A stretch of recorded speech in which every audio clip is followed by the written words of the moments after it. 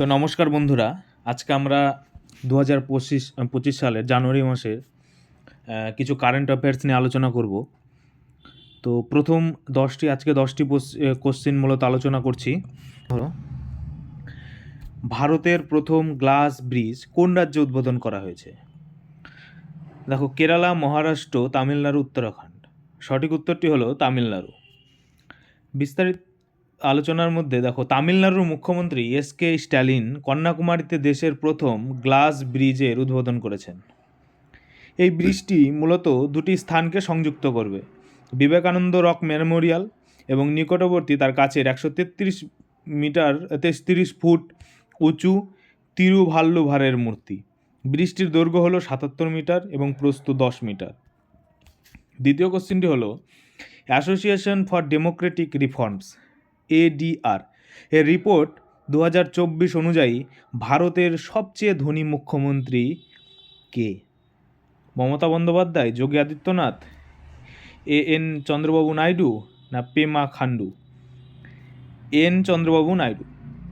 Association for Democratic reforms এর report অনুসারে অন্ধ্রপ্রদেশের মুখ্যমন্ত্রী এন চন্দ্রবাবু নাইডু ভারতের সবচেয়ে ধনী মুখ্যমন্ত্রী। তিনি তার হলফনামায় নিজের সম্পত্তির পরিমাণ 931 কোটি টাকারও বেশি বলে জানিয়েছেন। এই রিপোর্টে পশ্চিমবঙ্গের মুখ্যমন্ত্রী মমতা বন্দ্যোপাধ্যায়ের সবচেয়ে কম সম্পত্তির অধিকার হিসেবে চিহ্নিত হয়েছে, যা 15 লক্ষ টাকা। 3 নম্বর প্রশ্ন, দিল্লি সরকার কর্তৃক শুরু করা পূজারী গ্রামীণ যোজনা এর অধীনে পূজারী ও গ্রন্থীদের প্রতি মাসে কত টাকা সহায়তা দেওয়া হবে? এ হচ্ছে 5,000, 3,000, 2,000, 1,000। সঠিক উত্তরটি হলো 3,000। বিস্তারিত এর কিছু এডিশনাল ডেটা জেনে নেব। নতুন দিল্লি সরকার পূজারী গ্রামীণ যোজনা চালু করেছে, যার মাধ্যমে মন্দিরগুলির পূজারী এবং গুরুদ্বারায় গ্রন্থীদের প্রতি মাসে 3,000 আর্থিক সহায়তা প্রদান করা হবে। দিল্লি সরকারের অন্য একটি গুরুত্বপূর্ণ প্রকল্প হল মহিলা সম্মান যোজনা, যার অধীনে মহিলাদের প্রতি মাসে 1,000 টাকা আর্থিক সহায়তা দেওয়ার ঘোষণা করা হয়েছে। প্রতিরক্ষা মন্ত্রক কোন দেশীয় সংস্থার সাথে 4 নম্বর কোশ্চিন, প্রতিরক্ষা মন্ত্রক কোন দেশীয় সংস্থার সাথে এয়ার ইন্ডিপেন্ডেন্ট প্রপালশন প্ল্যাগ নির্মাণের জন্য 1900 কোটি টাকার চুক্তি করেছে? হিন্দুস্তান অ্যারোনটিক্স লিমিটেড না Bharat dynamics limited, Mazagon dock shipyard limited না garden reach shipyard and engineers? Mazagon dock shipyard limited, MDL। এর এডিশনাল তথ্য, ভারতীয় প্রতিরক্ষা মন্ত্রক মুম্বাইয়ের মডাগন ডক শিপইয়ার্ড লিমিটেডের সঙ্গে 1900 কোটি টাকার একটি চুক্তি করেছে। এই চুক্তির মূল উদ্দেশ্য হল সাবমেরিনের জন্য এয়ার ইন্ডিপেন্ডেন্ট প্রপালশন প্ল্যাগ নির্মাণ করা, যাতে ডুবোজাহাজগুলি জলের নিচে আরও বেশি সময় ধরে কাজ করতে পারে।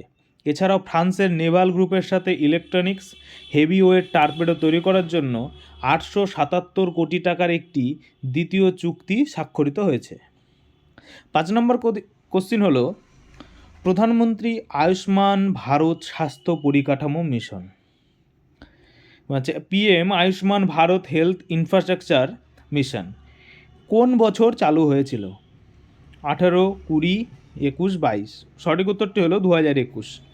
ভারতের স্বাস্থ্য পরিকাঠামো উন্নত করা এবং ভবিষ্যতে কোভিডের মতো মহামারীর মোকাবেলার জন্য স্বাস্থ্য ইকোসিস্টেমকে প্রস্তুত করার মূল লক্ষ্য নিয়ে এই মিশনটি 2021 সালে চালু হয়েছিল। এই মিশনের জন্য 2025-26 অর্থবর্ষে পর্যন্ত 68,180 কোটি টাকা বাজেট বরাদ্দ করা হয়েছিল। সম্প্রতি দিল্লি হাইকোর্ট দিল্লি সরকারকে এই মিশনটি রাজ্যে কার্যকর করার জন্য কেন্দ্রীয় স্বাস্থ্য, পরিবার ও কল্যাণ মন্ত্রকের সাথে চুক্তি করার নির্দেশ দিয়েছে।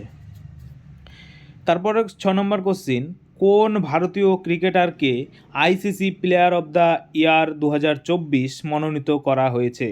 বিরাট কোহলি, জসপ্রীত বুমরা, রোহিত শর্মা, সূর্যকুমার যাদব? সঠিক উত্তরটি হলো জসপ্রীত বুমরা। দেখো, ভারতীয় পেস বোলার জসপ্রীত বুমরাকে সম্প্রতি ICC player of the year 2024-এ আইসিসি টেস্ট ক্রিকেটে অব দ্য ইয়ার 2024 উভয় পুরস্কারের জন্য মনোনীত করা হয়েছে।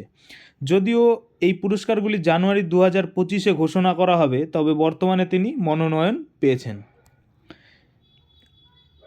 কোন দুটি জাতীয় উদ্যান সম্প্রতি মধ্যপ্রদেশ থেকে বাঘ স্থানান্তরের জন্য এক্সচেঞ্জ প্রোগ্রামের কারণে শিরোনামে ছিল? জিম করবেট কাজিরাঙ্গা, পন্না ও বান্ধবগড়, রণথম্বর গির, সুন্দরবন ও মানস। পন্না ও বান্ধবগড়।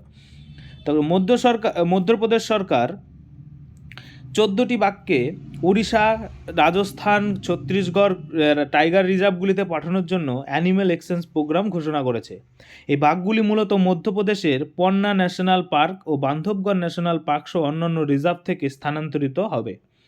মধ্যপ্রদেশকে টাইগার স্টেট বলা হয় কারণ ভারতে এখানে বাঘের সংখ্যা সর্বাধিক, 758টি 2022 সালের রিপোর্ট অনুযায়ী।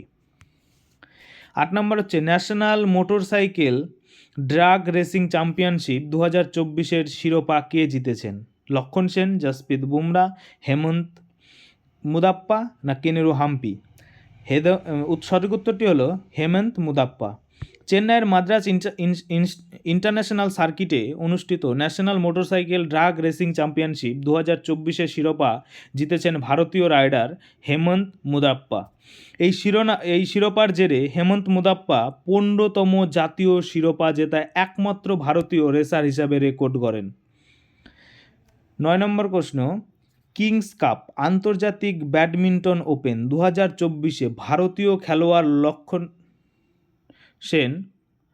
লক্ষণ সেন হবে কোন পদক জিতেছেন?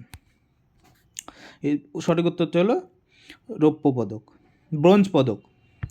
থাইল্যান্ড ব্যাংককে কিংস কাপ আন্তর্জাতিক ব্যাডমিন্টন ওপেনে 2024 ভারতে ব্যাডমিন্টনে খেলোয়াড় এটা লক্ষণ সেন ব্রোঞ্জ পদক জিতেছেন। তিনি ফ্রান্সের খেলোয়াড়কে হারিয়ে সেই ব্রোঞ্জ পদকটি অর্জন করেন।